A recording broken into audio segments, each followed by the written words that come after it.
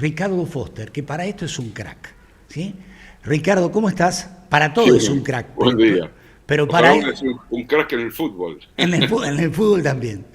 No, estábamos hablando de la culpa como freno inhibitorio, ¿no? Sí. Y yo decía que hay tipos, yo conozco tipos, y vos también, que no tienen culpa. Por lo tanto, eso queda como anulado. Entonces son capaces de hacer cosas, llámese el presidente, que no le provocan culpa o que no lo frenan en la decisión de cosas que saben que van a tener un efecto súper negativo.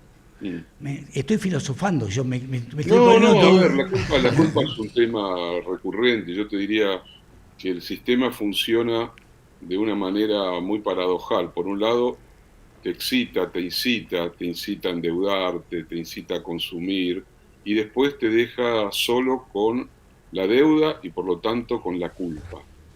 Si la culpa y deuda van de la mano. El que está endeudado se siente culpable por haber gastado por encima supuestamente lo que podía, cuando en su momento todo venía para que avanzara en un consumo cada vez mayor. Entonces la deuda está integrada al sistema. Por eso tenés por un lado la famosa deuda de los países. A partir de la década del 70 del siglo pasado fue un instrumento de dominación Claro, extraordinario. El neoliberalismo se construyó a partir del endeudamiento masivo. La Argentina es un caso arquetipo, pero también el endeudamiento de los individuos. Casi todas las sociedades contemporáneas padecen el mal de la deuda y por lo tanto de la culpa en relación a la deuda. Sean sociedades desarrolladas o sociedades pobres, en general la mayoría de los ciudadanos y ciudadanas tienen distintos tipos de deuda, que genera una dependencia, genera un malestar, genera inquietud, porque convengamos también que una de las tendencias de los últimos 40 años, sobre todo de hegemonía neoliberal, ha sí, sido la pauperización de los sectores medios, sí. incluso en los países que tanto se admira y súper desarrollados y demás. La caída del ingreso ha sido sistemática a lo largo del tiempo, de la misma manera que el debilitamiento del estado de bienestar o del estado social. Y eso se transfirió de una manera muy brutal a una lógica de la culpa. Somos culpables, por ejemplo, de haber utilizado más electricidad o electricidad barata. Somos culpables de haber viajado en bondi pagando precios bajos. Somos culpables de haber recibido subsidio al gas o a la nafta. Y resulta que los grandes subsidiados del sistema son los capitalistas más significativos. En el caso argentino, por ejemplo, Mercado Libre, el señor Galperín, que recibe más de 100 millones de dólares de subsidio Claro. anual para mantener y desplegar una empresa que hoy es la más rica de la Argentina y que está posicionada como una de las más importantes de América Latina, y la sociedad, entre comillas, subsidia a un hipermillonario. Después hay mil formas de subsidio a la riqueza, mil formas. Sí, Bajar impuestos, inversiones que tienen al Estado como garante último, etcétera, etcétera, etcétera. Y sin embargo, lo que se construye es un sentimiento de culpa persistente en la sociedad, que se convierte también en malestar, en resentimiento, en transferencia del odio, no al que generó la culpa a través del endeudamiento o de otros mecanismos, sino al que está más abajo. La culpa la tiene el más pobre, la culpa la tiene el que recibe un subsidio, la culpa la tiene mi vecino porque yo veía que se había comprado un aire acondicionado, como que se compró un aire acondicionado con la plata mía. Bueno, claro. todo eso constituye una de las marcas, digamos, psicológicas más profundas de la forma en que opera el sistema para mantener a la sociedad maniatada, pero maniatada de una forma no represiva desde afuera hacia adentro, sino desde adentro del individuo mismo. Eso Claro. es lo terrible y lo fascinante al mismo tiempo. ¿Y cómo se modifica eso? Digo, No es porque, sencillo, no es sencillo de la misma manera que vivimos en una sociedad de hiperconsumo con una paradoja. En un país como el nuestro, el hiperconsumo es para pocos y la mayoría, la ñata contra el vidrio, desea ser parte de ese hiperconsumo.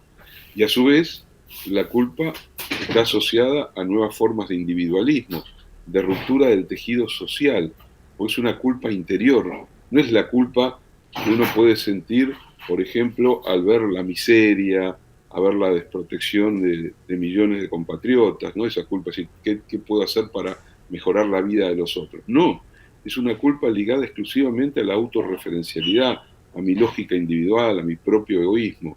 Entonces hay que operar bajo una lógica diferente, hay que construir otros mecanismos de vinculación social, otras formas de consumo, volver a reivindicar un rol del Estado en donde el Estado ocupe verdaderamente el papel que tiene que ocupar, que es la protección de los más débiles y la ayuda al desarrollo de la ciencia, de la educación, de la salud, invertir en las áreas donde los intereses privados jamás van a invertir.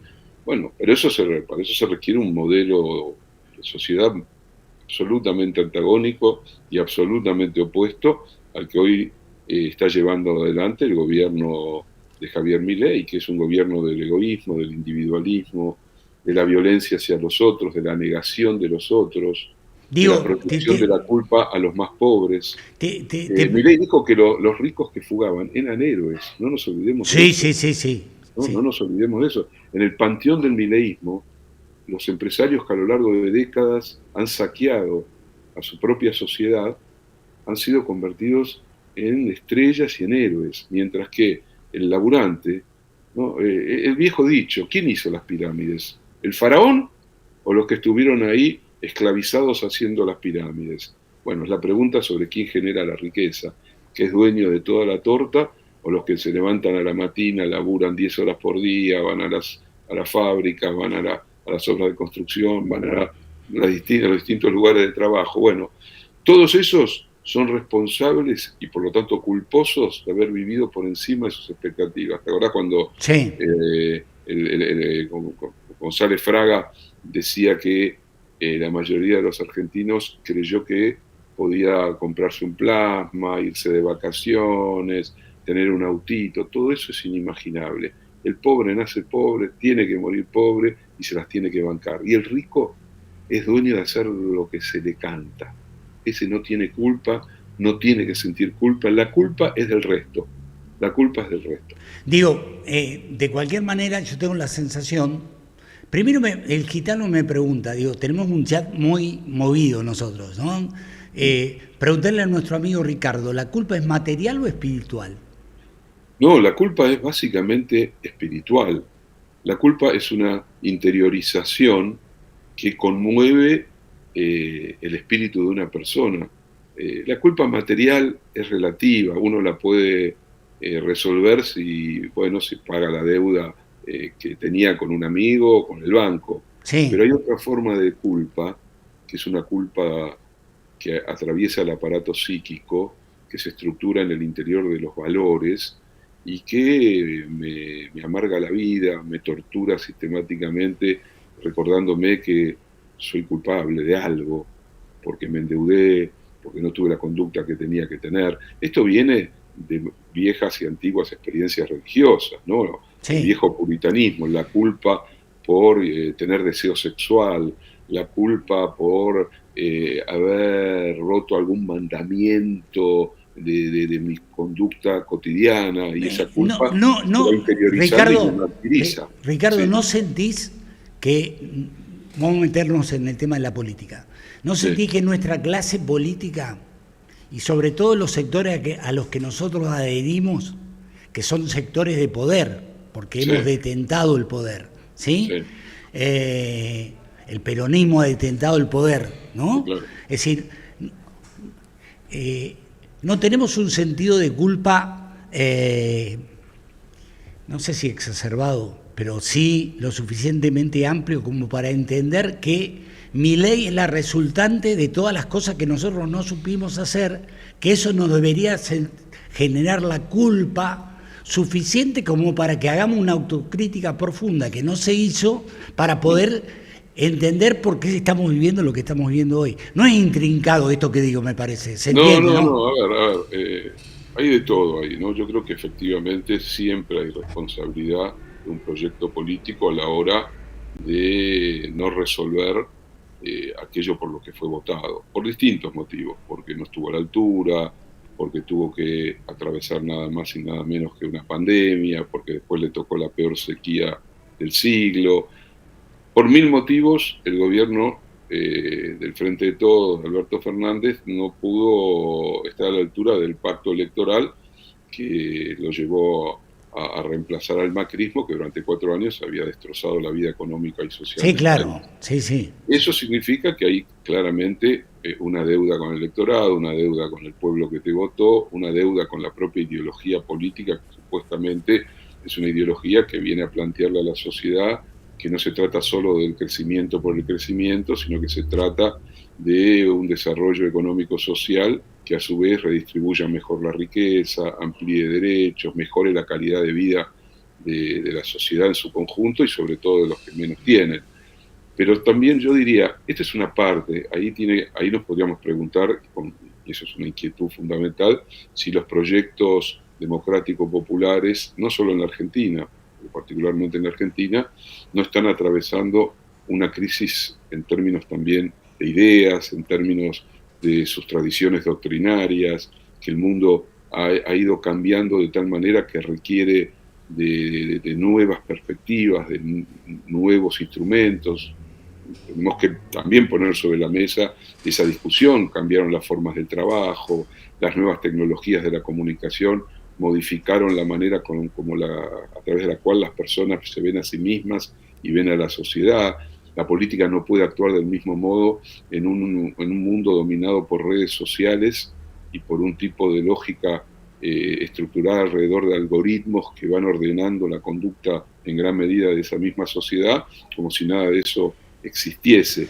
Y a su vez hay una crisis de valores indudable en la sociedad contemporánea que tiene que ver con la pérdida de lo compartido, de lo común, del concepto de solidaridad, de la valorización de lo público, de la idea de que la sociedad está compuesta por individuos, pero que los individuos se realizan como individuos en la medida que la sociedad también se realiza.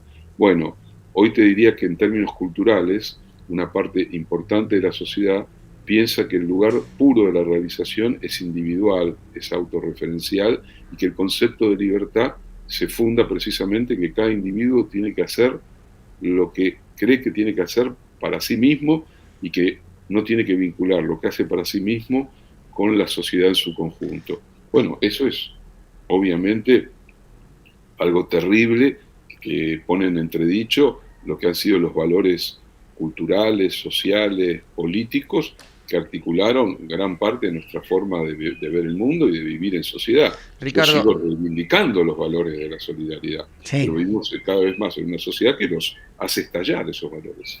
Ricardo, Sí. buen día. Me pregunto respecto de esto, nosotros por ahí que avalamos esta idea de la comunidad organizada, del colectivo, digamos, de que nadie se realiza en un espacio que no se realiza, tendemos a pensar de que este fenómeno de egoísmo, individualidad exacerbada y demás, viene de arriba hacia abajo, ¿no? Que hay dispositivos que moldean a la sociedad de esta manera. Pero, no también podemos pensarlo como un fenómeno inverso, que hay una sociedad que se ha vuelto más individualista, más egoísta. No. A ver, es transversal. Está claro, a ver, un sistema se reproduce a sí mismo en la medida que es capaz de construir sentido común, opinión pública, de construir un mundo de imaginarios culturales que ordenan parte de lo que cada individuo que integra la sociedad piensa de sí mismo.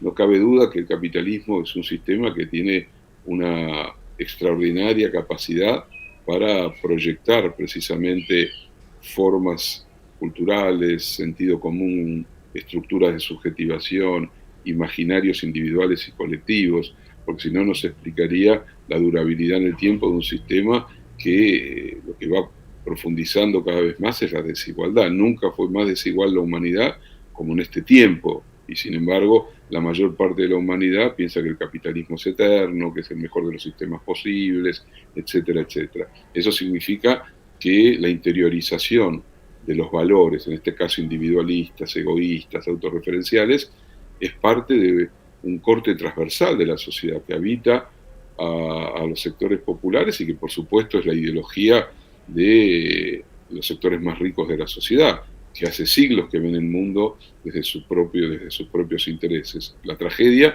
es que los muchos, la mayoría que vive en condiciones difíciles, piensa que cada uno se salva a sí mismo y que en realidad el destino de un individuo es el resultado de su propio esfuerzo solamente. Si le va bien es por su propio esfuerzo, si le va mal es porque es un fracasado. Claro. Y no pone en juego la injusticia brutal de un sistema que condiciona desde la cuna a la mayoría de los seres humanos. Yo pienso, digo, haciendo un juego, si yo pudiera agarrar algunos videos de Spert, de Milei, y me fuera 6, 7 años para atrás, no tan lejos, creo que en esa sociedad de hace 6, 7 años, esos videos hubiesen sido merecedores, digo, esos dichos, ¿no? Esas expresiones, hubiesen sido merecedores de un absoluto repudio. Y sin embargo, hoy, digamos, se han naturalizado, hasta son aplaudidos y demás. O sea, lo que lleva a preguntarnos qué nos pasó, que en tan poquito tiempo... Varias cosas, pero yo no subestimaría, sobre todo en los jóvenes, 2 impactos fundamentales. Uno, el impacto del celular inteligente, que ha transformado radicalmente a las personas a una velocidad inaudita. Pensemos que hoy un celular hace que una persona se vea a sí misma estando en el centro del universo y abierto a una suerte de multiplicidad de oportunidades. Eso ha generado un doble mecanismo, por un lado de excitación, de potencia, y por otro lado también de depresión. La paradoja de la sociedad del hiperconsumo y de la hipercomunicación es que nunca hubo tanta depresión psíquica, como la que hoy nos atraviesa como una nueva peste. Estamos todos medicados, ¿no? Sí, eso por un lado, digo, ¿no? O sea, las nuevas tecnologías, por lo extraordinario que traen aparejado, también producen mutaciones de la vida individual y de la vida colectiva y de la vida del trabajo que tienen consecuencias que estamos tratando de descifrar porque estamos en el medio de esa transformación radical de la vida.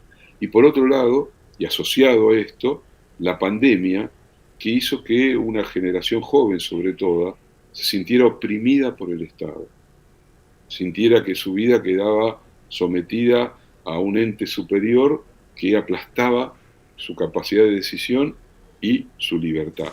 En gran medida, en la expansión de las derechas radicalizadas, en el caso nuestro del mileísmo, sin la pandemia probablemente no hubieran pasado de ser una minoría. Sí. A su vez hay que agregar la crisis sobre todo desde el 2008 en adelante, a partir de la gran crisis del mundo financiero, del capitalismo neoliberal, la crisis de un sistema económico-social que ha producido una nueva andanada de resentimiento, de malestar en la sociedad y en la cultura, que lejos de alimentar a movimientos progresistas, democratizadores, ampliadores de derechos, ha aumentado y ha expandido a los movimientos más de derecha, más reaccionarios, que giran alrededor precisamente de estos nuevos valores que van rompiendo lo que antes eran las prácticas sociales. Pero vos, ¿no?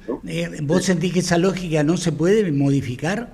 No, a ver, yo... Creo que es nuestra obligación modificarla, ¿me entendés? No, a ver, para cualquiera, para aquel que tenga un interés en pensar la historia, que es un modo de pensar el tiempo, por otro lado, sabe que no existe la eternidad de nada. Así como nos vamos a morir, aunque cada uno de nosotros se piense a sí mismo como inmortal, sí, y nunca imagina que se va a morir un día, así como nuestra vida es un caminar inexorable a nuestra propia finitud, la construcción humana, que es la sociedad, vive en el tiempo, vive en la historia. Lo que pasa es que cada época cree que su época es absoluta, su época es eterna, que el sistema en el que vive es inmodificable. Y a lo largo de la historia de la humanidad, lo que se ha ido produciendo son transformaciones de más largo plazo, de más corto plazo, más rápidas, más lentas, pero el capitalismo es un sistema que tiene más o menos 300 años de existencia en plenitud, que ha acelerado su despliegue en los últimos 70, 80 años, pero que seguramente, como otros sistemas de organización económica, social, cultural, religiosa que la humanidad ha atravesado, también, como recurrentemente lo estamos viendo en las últimas décadas, también va enfrentando su crisis. El Imperio norteamericano dominó gran parte de la segunda mitad del siglo XX y entró al siglo XXI con una situación de decadencia que hoy se expresa, obviamente, en lo que es un personaje como Trump. Pero te diría, el imperio inglés durante el siglo XIX parecía un imperio intocable, se extendía desde el Pacífico hasta el Atlántico, del norte al sur, Asia, África, América, y sin embargo empieza el siglo XX, va hacia una guerra que es la Primera Guerra Mundial y sale de esa Primera Guerra Mundial como un imperio decadente. Y así podríamos seguir. Eso, ¿a qué voy con esto que le estoy diciendo? No es para consolarnos. Lo que digo es que siempre hay que darse cuenta que vivimos dentro del flujo del tiempo. Y en el flujo del tiempo, nada es eterno, nada es imbatible, nada es invencible. Por lo tanto, un sistema socioeconómico, político, va a durar lo que su propia capacidad y su propia potencia le permitirá durar, pero adentro suyo también surgirán los mecanismos que van a ir llevándolo a su descomposición y a su crisis definitiva. Esta ha sido la historia de todos los sistemas socioeconómicos, culturales, religiosos que la humanidad ha sabido construir a lo largo del milenio. ¿Por qué este va a ser diferente? Porque nosotros necesitamos que sea diferente, digo, pero... No, diferente, digo, en el sentido, ¿por qué no vamos a poder cambiarlo? No, por eso, digo, es decir, nosotros necesitamos que sea diferente, pero para poder construir una alternativa que de alguna... No, pero es que nos va no solamente el presente, sino el futuro de la vida en la Tierra. Claro. Porque este tipo de sistema, este capitalismo, más que ahora se exacerba con los Trump y los libertarios y los negacionistas climáticos, a lo que apunta es a radicalizar el daño ambiental hasta el punto de ya no tener más retorno. Claro. O sea, hay una cuestión autodestructiva y suicida en el sistema. Por eso tenemos que ir hacia otro sistema, hacia otra organización de la vida económica, hacia otro uso de las tecnologías y hacia otra forma de la sociabilidad. Y yo nos va la vida. Yo le agregaría a eso, ¿sabes qué, Ricardo? Es decir, siendo a un terreno muy, muy terrenal, valga la redundancia, dejar de lado los individualismos y los egoísmos. ¿Sí? Es decir, me imagino hacia dónde vas. Me imagino que vas hacia algo mucho más ya coyuntural de la política. No, voy hacia una cuestión coyuntural porque, es decir, estamos viviendo una coyuntura. Entonces, digamos, adhiero a lo que decís. ¿Me entendés? Si nosotros no somos capaces de deponer algunos egos, de dejar de lado algunas cuestiones, de repensarlo a nosotros mismos, pensar que hicimos mal, es decir, y no pensar que esto surge por generación espontánea, sino como una consecuencia de la mucha de la... Te lo voy a decir desde otra manera. La estaba diciendo mal. No, muy bien lo que está diciendo, estoy de acuerdo. Bueno. Un viejo filósofo, Kant, decía que el uso crítico del entendimiento era un instrumento clave para que una persona pudiera tener una comprensión más acabada de su propia vida y de la sociedad en la que vivía. Pero el uso crítico del entendimiento supone ser capaz de poner en cuestión las propias certezas. Lo más fácil siempre es criticar al otro. El otro es el que tiene el ego, el otro es el que no piensa adecuadamente, y yo siempre salgo invulnerable, salgo intocado, ¿no? Y me parece que ahí está el error.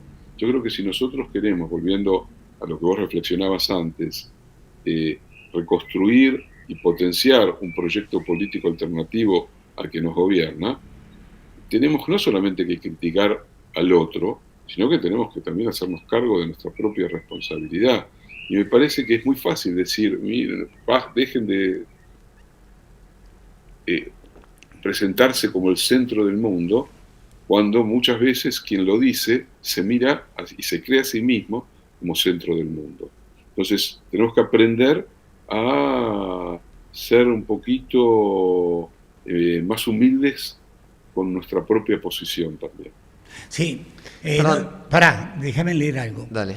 Tenemos un chat nosotros de gente muy que tiene un bagaje importante. Por supuesto también tenemos libertarios, dice Nicolás, que es adepto a la libertad avanza. Uh-huh. Vino un economista premio Nobel para ver las cosas extraordinarias que hizo Milei y su equipo. Dijo que viene a aprender de ellos, ¿sí? Los tipos, además, agrego esto. Esto dice Nicolás, pero en realidad ellos están convencidos. Cuando digo ellos me refiero a Milei y a todos los que están gobernando hoy, ¿no? Sí. Están convencidos de que son dueños de la verdad revelada, ¿sí? Claro. Que vienen a, de alguna manera, a sacarnos de situaciones que nosotros inconscientemente vivíamos, que nos estaban destruyendo día a día y que definitivamente nos van a instalar en un mundo mejor. Lo cual es absoluta mentira, pero... Son fundamentalistas. Son fundamentalistas. Su religión es el mercado, pero aparte tienen una lógica que es de otro orden. Es la lógica de la negación del otro. El otro siempre es el que dice la mentira, el que está equivocado, el que es corrupto, con el que no se puede dialogar. O sea, quiebran la posibilidad de la conversación. Sin conversación no hay democracia. La conversación se construye entre quienes piensan diferentes, no solamente entre quienes piensan igual o que solamente se mira al espejo y se besuquea permanentemente a sí mismo. No, pero porque te voy a decir, nuestros líderes, los que conocemos nosotros de carne y hueso, ¿sí? Que los tocamos, con los que hablamos. Yo fui el vocero de Alberto Rodríguez Sá durante 20 años, ¿me entendés? Por lo tanto, es decir, sin embargo, después de haber perdido la elección, va a hacer una nota con Ani Ventura y dice... Yo en ese momento, ¿me entendés? Busqué un tramontina oxidado para clavármelo. Dice, yo no perdí. Yo voy invicto. Es decir, acá Drago nos dice, en vez de criticar tienen que hacer autocrítica. Avísenle a Cristina. Te digo, podríamos nombrar a 50, sí. ¿Me entendés? Que tienen que hacer... No hay nada más. No es personal, ¿me entendés? No, pero yo pongo ese ejemplo porque lo conozco, ¿está bien? Nada más necio que aquel que piensa que la historia no lo toca, que las derrotas, cuando son decisivas y profundas, no lo responsabilizan en absoluto.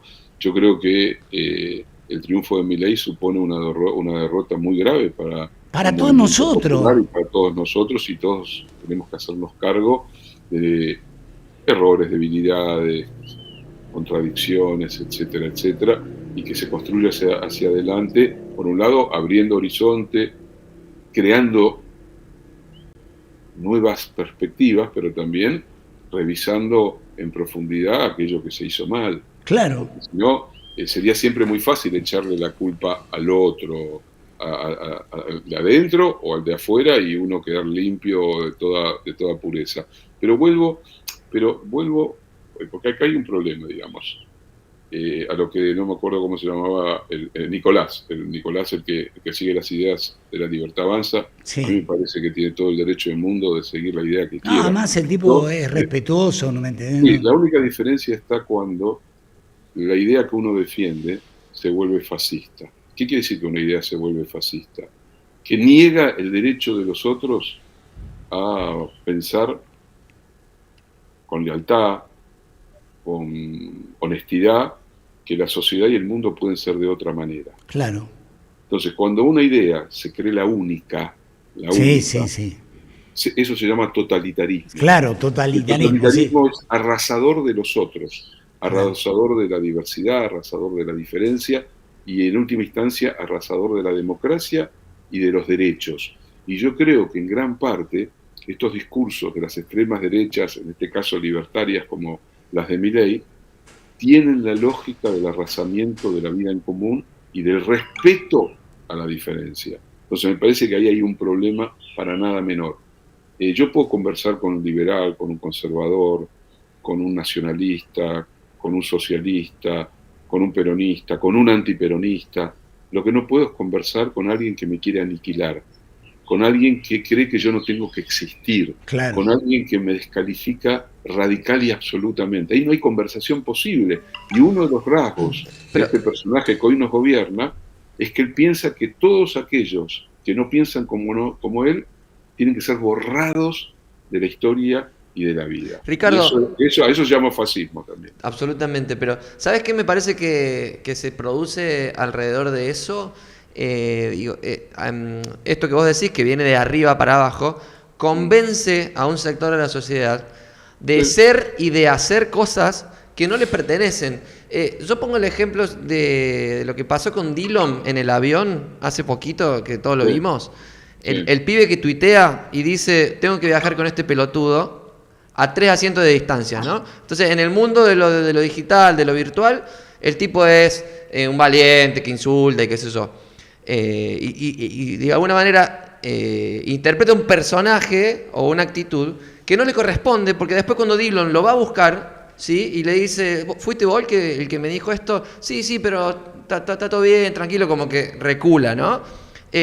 Digo, en definitiva, más allá de que después está la chicana de que, digamos, de que no fue valiente y toda esta cuestión, digo, lo que se nota claramente ahí, que no son verdaderamente violentos, digo, que no tienen un espíritu violento de confrontación, de agarrarse las trompadas y demás, pero que terminan reproduciendo actitudes que no les corresponden, digo, en su humanidad no está esa componente de violencia, de confrontar, de exterminar al otro.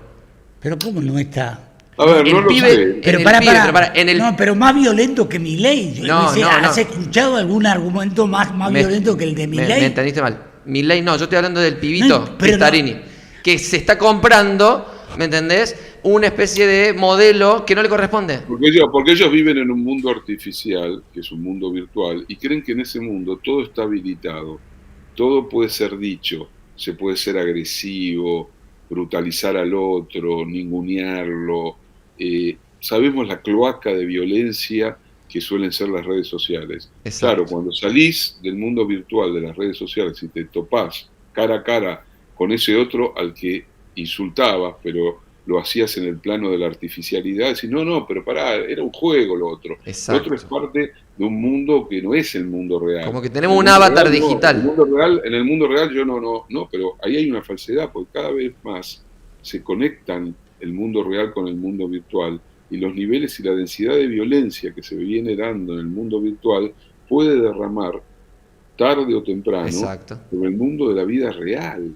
Entonces cuidado con eso, cuidado con educar a una generación en lo peor de lo peor, que es el negar al otro, el repudiarlo, el injuriarlo, el usar las redes para ser un sádico consumado. Ustedes vieron que en las redes una persona se puede convertir en la peor de las personas, y sin embargo eso se naturaliza. En la medida que naturalizamos, eso termina llegando también al mundo concreto, al mundo en el que nos encontramos con las personas de carne y hueso. El mundo analógico, digamos. Cuando los dos mundos se conectan, ¿no? No tengo ninguna duda. Ricardo, es nuestro último encuentro de este año. Hemos disfrutado de la charla, hemos hablado absolutamente de todo. Espero poder seguirla el próximo año, que seguramente va a ser así. Por supuesto. Y bueno, el año que viene, que se definen cosas, es un buen momento para poner en práctica muchas de las cosas que hablamos, ¿no? Así que... Absolutamente. Ojalá que el año que viene sea un poco mejor para la mayoría de los argentinos y argentinas, que se sufra menos, que podamos salir de esta crueldad infinita. Soy pesimista respecto a que el gobierno mejore las condiciones de vida de la sociedad, las va a empeorar sistemáticamente, pero soy optimista imaginando que siga habiendo en una parte significativa de nuestra sociedad y de nuestro pueblo capacidad de construir algo distinto. Y ojalá que el año que viene sea un momento de creación de eso distinto. Mira, lo que yo digo es que, por lo que yo veo en el chat, hay un montón de gente que opina, que dice, ahora, si nosotros vamos a este tipo de debate, elevamos la discusión, ¿sí? Entonces, es decir, porque esto lo tenemos que hablar, si no nos quedamos en la anécdota, ¿me entendés? No, por supuesto, nada peor que el triunfo de la ignorancia. Cuando triunfa la ignorancia, se muere la posibilidad de construir algo algo mejor. La vida es compleja. La vida es compleja. La vida es compleja y creer que se la achata en blanco y negro es hacer mucho más pobre la vida. Ricardo, Abrazo muy grande, gracias. Buen año, gracias por todo lo que nos aportaste durante el año, muy amable. Felicidades. Gracias, felicidades. Bueno, Ricardo Foster, un lujo que nosotros Sí, nos damos. No importa, es decir, a ver, si estás de acuerdo, digo porque algunos acá lo califican, te dice progre.